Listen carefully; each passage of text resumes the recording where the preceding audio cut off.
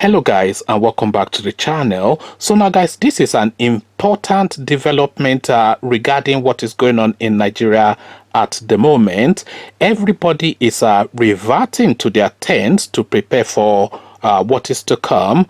Guys, I bring you this. Southwest governors responsible for killings in Shasha market, others, a headline attributed to the Senate President Lawan. So the Senate President declares his hand, and he, of course, as expected, weighs in the direction of his people. So all of the savaging and the ravaging that his people are carrying out in Oyo State did not really move him enough to come out into the public space to be categorical. But then, of course, as the people of Ibadan now are fed up, now start to fight back, suddenly the Senate President, a Hausa Fulani man, suddenly he discovers his voice, and his pronouncement, of course, is to back his own people and damn the others. So back his people and damn the Southerners, as again, Southwest governors responsible for killings in Shasha market, others, a headline attributed to the Senate President Lawan. So now let's now see how he justifies this. Senate President Ahmed Lawan says divisive utterances by some Southwest governors were responsible for the killings in Shasha market in Ibadan, Oyo State, and other violence against Northerners in the region. A crisis had on February the 18th erupted in Shasha following an argument that ensued between a pregnant Yoruba woman and an Hausa businessman. Following the development, many were killed whilst many houses were burnt, which rendered thousands of Hausa residents homeless. Speaking in an interview with BBC Hausa Service, Lawan attributed the violence to the latest call for the eviction of Fulani herders out of southwestern states. Leadership failure in the region caused what happened in Oyo State and other things that kept happening in the southwestern states, he said. Some utterances by some governors also went a long way in inciting the citizens to take up arms against other ethnic groups settling in their states. The governor's utterances emboldened criminals to unleash violence against the Northerners. Rotimi Akeredolu, governor of Ondo State, had last week issued a 7-day quit notice to Fulani herdsmen operating illegally in the state's forest reserves. Apart from ejecting the herdsmen, the governor also banned underage grazing, night grazing, and cattle movement within the city and on the highways. The issue generated an uproar, and after a meeting with various stakeholders, Akeredolu asked the herders to register with the government to operate unhindered in the forest reserves. Sunday Adeyemo, better known as Sunday Igboho, also asked herdsmen in Igogon in Ibarapa North local government area of Oyo State to leave within 7 days following reports of the killings of some residents. Days after, violence erupted in the area, during which the houses and properties of the Seriki Fulani Alhaji Saliu Abu Kadir were burnt. Abdul Kadir told correspondents that he, his wife, and children were sent out of the settlement, adding that 11 vehicles and houses were burnt in the process. The Seriki had after that fled the community with his family as aggrieved youths set fire on the settlement. So there you have it, ladies and gentlemen. The Senate President, who, by the way, is meant to be the Senate President of not just his home state or the northern region, but for Oyo State, Ogun State, Ondo State, Enugu, Anambra, Onitsha, Imo, etc., the Delta regions, the Senate President, who is meant to be the President of the Senate to serve the interest of the length and breadth and the span of the country, has now come out to categorically state that the fault of what happened in Shasha market in Ibadan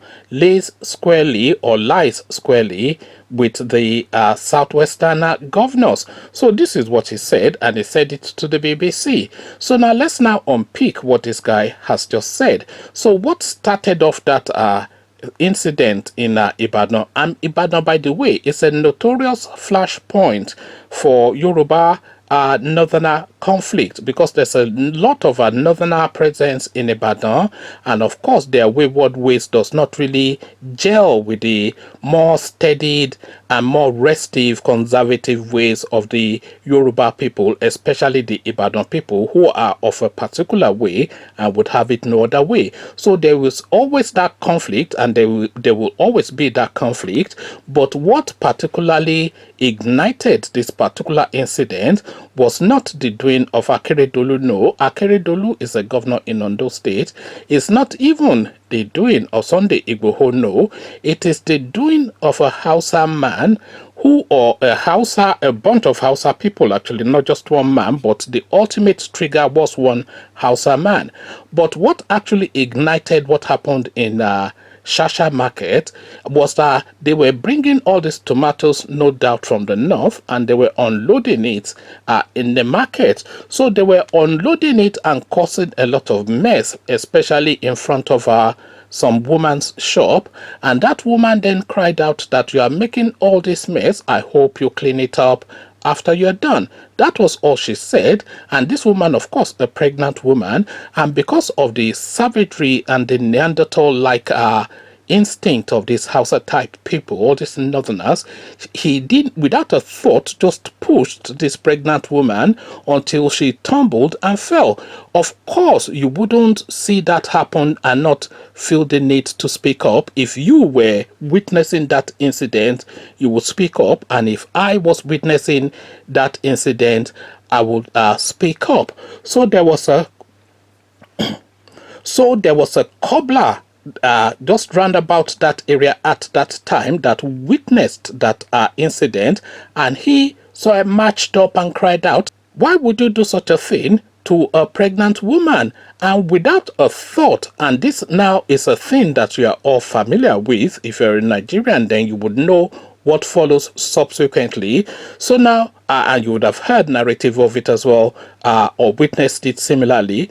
So without a thought, even thinking to respond to that guy's protestation, that why did he, the Fulani guy, Hausa guy, why did he push the pregnant woman over? Without a thought, this guy just brought out his dagger and swiped at the guy, and it's a bye-bye to the world for that guy. So this was what ignited that whole incident. So now, of course, the people of that area would not bear that, because there's already simmering tension between the Hausa Fulanis and the indigenes within that market, with them always trying to ride roughshod over Yoruba people in Yoruba land. So that now trigger point that ignited the response, and the Hausa people, of course, fought back, and the whole place ignited. So the trigger point, of course, is nothing to do with Akeredolu or Sunday Igboho. It was exactly, and this has been copiously reported, so I'm not quite sure if and how the news has not gotten to the Senate president, but that was exactly what ignited what happened in Shasha market. It was ignited and excited and initiated and sparked off by the actions of a Hausa Fulani man, which is exactly the repeat of what's been happening all the way through the southwestern region. So this guy now kills, and rather than you then speak to that, you are speaking to the people then who have no protection from the state, that are now seeking to save their own lives, that why should they save their own lives? And this, of course, has to be blamed on their leaders. So this is now the thing. So this is why I am saying now that people are reverting to their tents, because, of course, this is now an instance, a situation of the alleged supposed Senate president of the entirety of the Nigerian state reverting to his tent with his own people, the Northerners, the House of Fulanis, and backing them come what may, in the same manner that we have already heard from Bala Mohammed, who recently told us that they have the right to carry AK-47, and if you don't keep quiet, you will feel the sharp edge of that weapon. So this is now the situation now. So everybody is now reverting to their own, and it's now left to every and anybody now to read the signals now, because the events are unfurling and they will unfurl no matter how much you participate or not, no matter how much of a stance you take or not. Conversations in the comment section, the supposed Senate president of the Nigerian state has shown its true colors. It's not as though we did not suspect this was the case all along anyway. What says you? Come share thoughts. But before you come into the comment section to engage, click on the red subscribe button so it turns gray. The bell button notifies you every time I drop a new video. Click on like as well, because that helps with the YouTube algorithm. Once you've done all the clickings, the Senate president of Nigeria is blaming the Shasha incident on the Yoruba leaders. But how are you reading it? So I'll leave you here. Carry this conversation on with you in the comment section. But here I say peace.